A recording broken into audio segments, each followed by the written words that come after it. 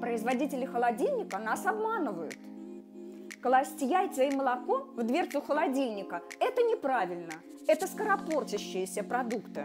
В дверце они могут испортиться гораздо быстрее из-за колебания температуры при открытии и закрытии холодильника. Лучше убрать молоко и яйца поглубже, а в дверцу положить соусы, консервы. Также в дверцу холодильников можно положить ваш крем для контуров глаз. Он отлично холодный справляется с отечностью. Покупайте новый холодильник в интернет-магазине «Плати потом» и храните там самое вкусное и полезное.